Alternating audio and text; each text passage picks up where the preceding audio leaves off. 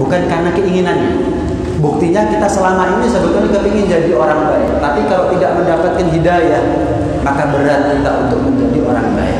Kapan kita kepingin menjadi orang baik, kemudian Allah turunkan kepada kita hidayah, menjadi mudah untuk kita menjadi orang baik. Maka nikmat hidayah, kalau kita tahu ada nikmat yang paling mahal, menjadi nikmat yang paling wajib untuk kita syukuri. Nikmat hidayah karena nikmat yang paling mahal yang Allah berikan kepada kita. Jangan sampai nikmat hidayah menjadi nikmat yang kita kufuri, lupa kita syukuri. Kalau kita lama jomblo, tahu-tahu kawin, wah syukur-syukuri. Lama kita punya utang, kerja, nabung, lunas utangnya, syukur-syukur kita. Kalau kita nabung, nggak punya rumah, sampai punya rumah, wah syukur kita sama Allah. Kita nggak punya keturunan, sampai punya keturunan, syukur kita sama Allah. Dulunya kita siapa? Sekarang alhamdulillah berkat hidayah dari Allah, berkat taufik dari Allah, berkat petunjuk dari Allah Subhanahu wa taala. Mana syukurnya kita? Nikmat yang paling mahal yang Allah berikan kepada kita adalah nikmat hidayah. Baik dan buruknya umat manusia itu semuanya karena Allah. Orang itu jadi baik karena kehendak Allah, orang itu jadi buruk juga kehendak Allah. Hanya saja tidak pantas dan nggak patut kapan kita maksiat misalkan kepada Allah, kemudian kita nisbatkan kepada Allah. Kenapa kamu maksiat? Ya nggak tahu Allah. Coba Allah ciptakan saya nggak maksiat, ya nggak maksiat saya. Loh, memangnya kita ini kapas yang dibawa angin ke barat, dibawa angin ke timur, enggak. Kita punya hak untuk berikhtiar. Nah, nilai ikhtiarnya kita itulah yang dinilai oleh Allah Subhanahu wa taala. Nilai daripada usaha upayanya kita itulah yang dianggap, yang diregani oleh Allah Subhanahu wa taala. Saya mau tanya, yang menciptakan langit siapa? Yang menciptakan bumi siapa? Yang menciptakan kambing? Yang menciptakan babi? Tapi apakah pantas kita mengatakan wahai zat yang menciptakan babi? Walaupun hakikatnya yang menciptakan babi adalah Allah. Mana ada orang berdoa model begini? Yang ada, wahai Tuhan pemilik langit dan bumi, wahai Tuhan pemilik dunia dan akhirat. Pantas kan? Sama. Memang orang itu maksiat ya karena ketetapannya Allah. Nggak ada yang meleset daripada ketetapan Allah. Cuma nggak pantas dong kita nisbatin kemaksiatan kita ini. Kenapa kamu maksiat? Ya nggak tahu, tanya sama Allah. Kenapa Allah ciptakan saya maksiat? Loh, lah kalau ada orang lain bisa taat, kenapa kamu maksiat? Pertanyaannya kan begitu. Ada orang lain nggak bisa taat? Ada kamu maksiat, kok tanya Allah? Emangnya Allahnya kamu sama Allahnya dia beda? Enggak, dia menjemput hidayah. Kamu nggak mau dapat hidayah, itu bedanya. Kita untuk rezeki banting tulang peres keringat. Untuk dunia siang jadi malam, malam jadi siang.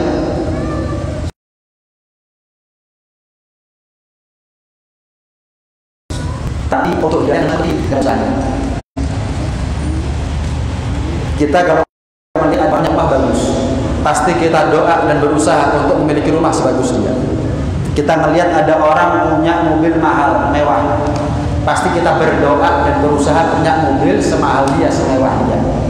Kita melihat ada orang meninggal husnul khotimah. Kenapa? Meninggalnya di masjid. Pasti kita kepingin meninggal di masjid, pasti. Cuma apa setelah itu kita masuk ke masjid? Kepingin dong, tapi nggak ada usahanya. Kita dengar ada orang kabar, wah meninggal ketika baca Quran. Pastilah kita kepingin baca Quran ketika kita meninggal. Tapi apa setelah itu kita kepingin terus kita baca Quran? Ada orang meninggal, terakhir yang dia pegang bukan HP, yang dia pegang adalah tasbih, zikir, mungkin istighfar, mungkin sholawat. Pasti kita kepingin ketika kita meninggal lisan kita basah karena zikir kepada Allah. Kepingin, tapi usahanya mana?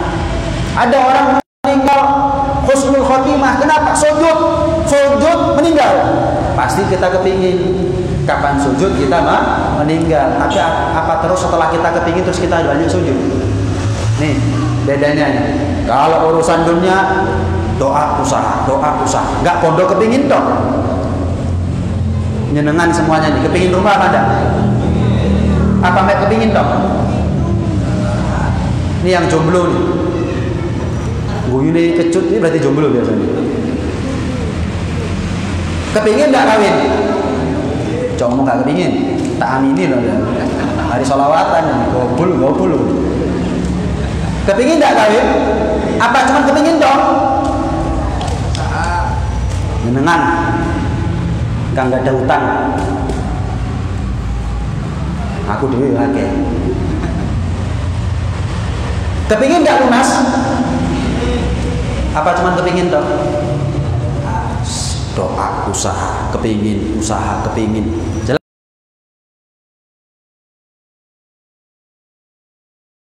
Jelas ya? Kepingin enggak mati dalam keadaan sujud kepada Allah? Sujudnya mana? Kepingin enggak meninggal dalam keadaan baca Quran? Kepingin? Lah kau WhatsApp sama enggak? Kok TV? Kok Piala Eropa rong jam? Kalam. Untung ada masih di kosannya ya. Terus aku masih. Kepingin nggak meninggal dalam keadaan iktikaf di masjid? Ini masjid dibuka, sering masuk nggak kita? Itu gambarannya. Jadi antara dunia sama akhirat, mulutnya kita akhirat, tapi kenyataannya dunia yang kita kejar. Bicara iman, bicara hidayah. Seperti yang saya sampaikan di minggu yang lalu, orang itu kalau kepingin masuk surga syaratnya harus husnul khotimah. Orang su'ul khotimah nggak mungkin masuk surga, masuk neraka. Wal'iyadzubillah. Orang kalau kepingin husnul khotimah harus istiqomah. Orang kalau kepingin istiqomah harus dapat hidayah. Lah kenapa hidayah kok kita tunggu, kenapa nggak dijemput? Lawang kita jodoh dijemput, melunasi utang dijemput, boleh duit dijemput. Paling larang-larangnya rezeki hidayah kok pasif, kan aneh itu namanya. Jarinya kepingin surga, katanya kepingin surga, jemput. Inna lirabbika fi ayadah ala Kalau ada orang, kenapa kamu maksiat? Belum dapat hidayah. Kenapa kamu kok banyak dosa? Belum dipanggil. Tak tunggu diceluk Israel. Lah kok nunggu dipanggil? Kalau kita bisa marani Allah, kalau kita bisa lari menuju Allah, kenapa jegideg? Nah kalau bisa kita upaya untuk ikhtiar mendekat kepada surga, kenapa melihat surga di depan mata kita diem? Kan aneh ini namanya. Kata Nabi bagaimana setiap hari, setiap saat kita ini punya pemberian. Allah itu punya pemberian untuk kita. Ingat loh, kita ini umat Nabi Muhammad, umat yang paling disayang. Eman kalau kita ini punya kemuliaan sebagai umat terbaik, kita sia-siakan genangan kita menjauh dari hidayahnya Allah Subhanahu wa taala. Eman kita ini punya jatah masuk surga paling banyak. Lah kok gak mlebu surga? Kan emang. Kenapa kok gak masuk surga? Jegideg kok hidayah. Dekat sebetulnya dia dengan surga, cuman pasif. Kira-kira kalau jenengan di rumah toh, itu rezeki apa gak kira-kira? Kadang-kadang, umumnya. Kira-kira jenengan punya utang. Jegideg tok di omah terus hari lunas ta utange. Dukun kok ya. Bib, mana Bib? Saya ini kepingin kawin, Bib. Ya golek enggak Bib, saya di rumah aja. Motonya saya itu saya dicari, Bib. Entenono. Gak tak dungakno ya. Entenono ae. Ganteng gak sendiro, jaluk dijaluk. Nggak bisa. Hidayah juga begitu. Fata'arradulah, jemput, kejar, raih, gapai kata Nabi. Itu perintahnya Nabi. Siapa yang lebih tahu akan hidayah, kita atau Rasulullah SAW? Rasulullah lebih tahu apa itu hidayah. Nabi bilang jemput, kejar. Surga penain. Fala alla ahadakum antusibahu nafhatun fala yashqa ba'daha abada. Ada kalanya kapan kalian dapat hidayah, setelah itu kalian nggak celaka selama-lamanya. La dunyone la akhirati. Husnul khotimah surga. Orang kalau dapat hidayah nggak ada jarak antara dia dengan surga kecuali matinya dia mati surga. Orang kalau nggak dapat hidayah nggak ada jarak antara dia dengan neraka kecuali matinya pula mati neraka. Waliyadzubillah min dzalik. Sugih-sugihne wong kapan dia nggak dapat hidayah, matinya dia adalah akhir dari kenikmatannya dan awal dari kesengsaraannya. Susah-susah wong kapan angsal hidayah saking Gusti Pangeran, matinya dia adalah akhir dari kesusahannya, awal dari kenikmatan sepanjang masa. Beruntung-beruntungnya orang salah wis oke untuk hidayah. Rugi-rugine wong salah wis susah ngadoh teko hidayah. Paham ya? Susah tapi dia menjauh dari hidayah. Matinya dia akhir dari kesusahan dunia tapi awal daripada kesusahan akhirat. Orang kaya kalau dapat hidayah, matinya dia akhir dari kenikmatan dunia tapi menuju kenikmatan akhirat. Itu cara berpikir. Itu prinsip buat kita semuanya. Coba diatur. Nggak apa-apa, tapi duduk, diatur. Masjid harus dijaga kehormatannya juga. Ayo duduk. Harus ada yang ngatur. Kalau ada yang ngatur percuma. Nah, udah. Dijaga. Jangan dikeras. Apa? Guys, duduk. Saya lanjut ya. Hidayah.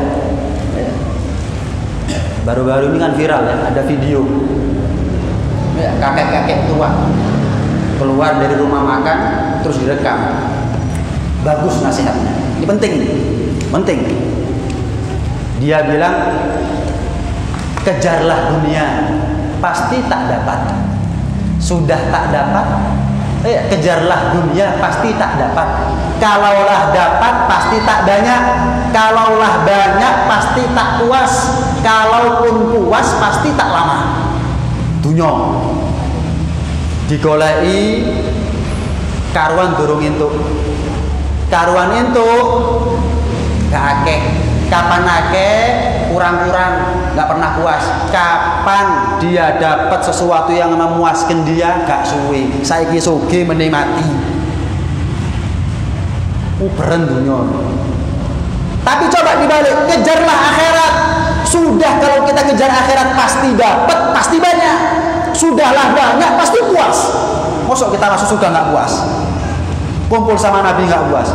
Sudah puas selama-lamanya. Saklawasi. Coba bayangkan. Iya. Tak kok bayangno kok guyang-guyu modelin saja.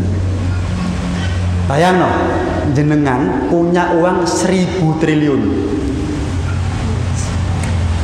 Ya apa? Ya apa kira-kira? Ya kalah juragan 99 ya. 1.000 triliun. Wah, Manchester ketuku cak Arema mana. Paham ya? Menikmati. Saiki sugih 1.000 triliun menikmati. Mari guyu merengut sampean ya. Waduh. Rumah ganti kubur. Pakaian hilang dari taris ganti kapan pasar gede untuk. Mobil, wow. Penduso langsung kontan tuh saiki sugih menikmati langsung ganti penduso. Langsung bojone ayu kenalane wong pangkat kapan mati bojone cacing ambek kecoa wis kontan Pernah dengar ada orang kaya meninggal, kain kafannya impor dari Milan. Wong sugih sing mati pasar gede, impor sih kok Milan. Ada di Eropa mobil itu, oh ya, mobil itu bisa jalan sendiri. Ada kan ya, tanpa setir, ya, tinggal diklik tujuannya kemana, ada mapnya, petanya, wes tinggal turun. Kok lek tutup muni apa nih? Tutup. Sampai saya mau tanya, pendosa mlaku dhewe ono? Ono, gelundung sampean. Itu dunia. Sampai gara-gara dunia lupa kita sama hidayah. Dunia kadang-kadang lalu. Kita untuk dapat hidayahnya Allah Subhanahu wa taala, jangan. Nih, kita sudah dapat hidayah ini. Syukuri, la in syakartum la azidannakum. Caranya mensyukuri hidayah, dirawat. Jangan sampai kita taatnya di sini toh. Akhirnya kapan kita keluar nggak taat, itu namanya kufur nikmat. Sudah dapat tiket nih kita masuk surga nih. Lah masuk masjid kan mlebu surga. Lah masuk salawatan kan mlebu surga. Pokok tiket ini dijogo. Jaga, ojo disuwek, ojo dilangno.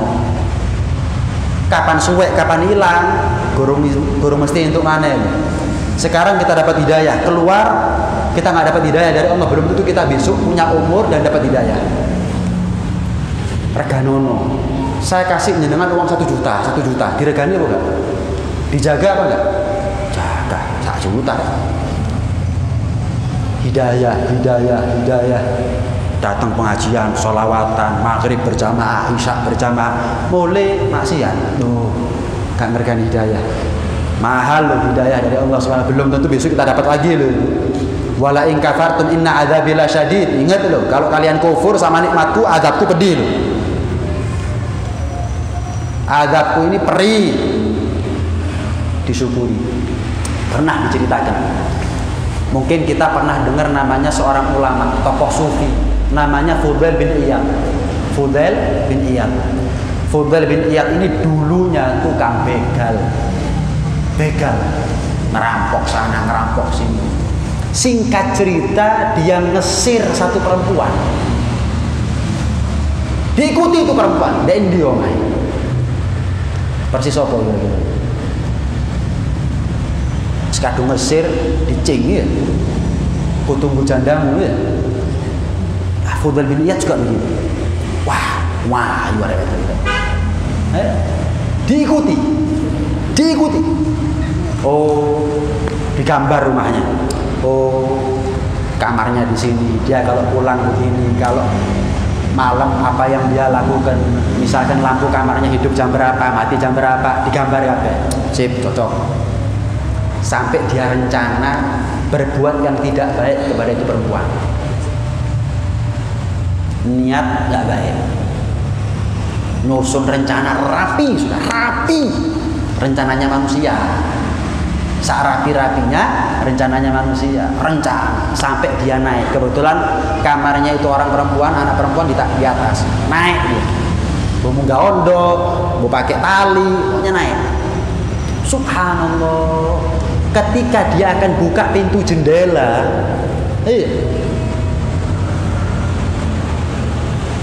terdengar satu suara lantunan orang baca ayat Al-Quran. Yang Allah berfirman dalam Al-Quran, amma yakhsha an tahsha'a qulubuhum li dzikrillah. Apakah kamu, yang artinya ya, apakah kamu tidak mau berhenti atas kemaksiatannya kamu karena hatimu takut kepada Allah?